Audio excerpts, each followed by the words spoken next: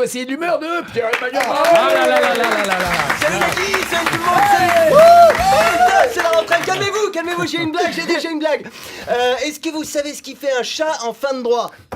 Il touche le RSA. Ah, boum, putain, 1-0 pour l'humour. Ça va être une saison de ouf, je suis déjà au top. Hein, et pourtant, ça me faisait chier de revenir bosser. On était bien là à la plage, là. Putain, pourquoi est-ce qu'on est rentré, sérieusement? Et tous les ans, on va pendant 2 mois dans un endroit super. Dès qu'on commence à être bien, paf, on retourne dans un endroit pourri. C'est comme si je couche avec Leïla et juste quand ça vient, je dois finir dans Daniel. Oh non, Si, en tout cas, vous avez bonne mine. Vous êtes tout bronzé, on dirait plein de petits Nagui. Hein, c'est pratique, ça fait des remplaçants. Dis donc, vu comment c'est chaud pour les Arabes en ce moment, c'est pas mal d'en avoir 2-3 de rechange dans le placard de Mathieu Gallet au cas où il arrive une couille à Nagui. Hein. Non, sérieusement, ça ne rigole pas avec les Arabes. Hein. À la plage, on les fout à poil, au resto, on refuse de les servir, et à la télé, le seul taf qu'on leur propose, c'est animer N'oubliez pas les paroles. C'est de l'acharnement. Hein. Faut pas s'étonner s'il y a de plus en plus de Maghrébins qui passent l'été chez Daesh plutôt que chez Pierre et Vacances. Hein. En France, un arabe, c'est plus une origine, c'est un handicap.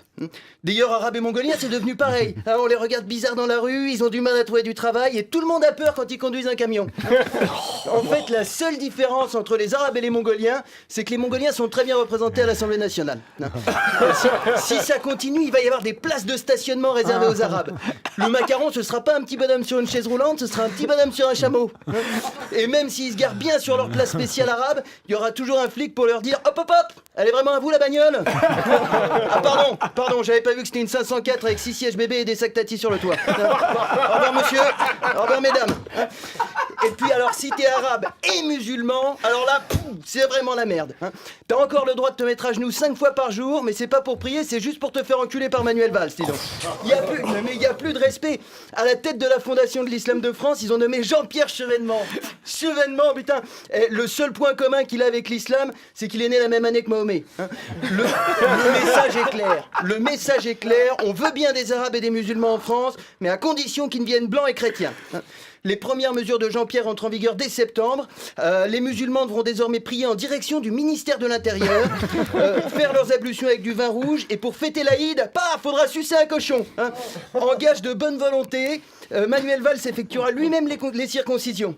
Avec une tronçonneuse et du prépuce à la carotide. Non, soyons réalistes, Nagui. Avec toutes les conneries qu'il a sorties cet été, la seule décision intelligente qu'il peut prendre Valls, c'est imiter Macron et se casser. Vous avez vu l'autre hier, magique. J'ai présenté ma démission au président de la République. T'as vu ton bilan? C'est pas une démission qu'il faut présenter, mec, c'est des excuses. Non, et pas à Hollande, aux Français. En 2 ans à l'économie, il a remis en question les 35 heures, restreint l'accès au prud'homme et il s'est foutu de la gueule des ouvriers qui portent pas de costard. La dernière fois qu'il s'est passé un truc aussi pourri à Bercy, c'était un concert des Enfoirés.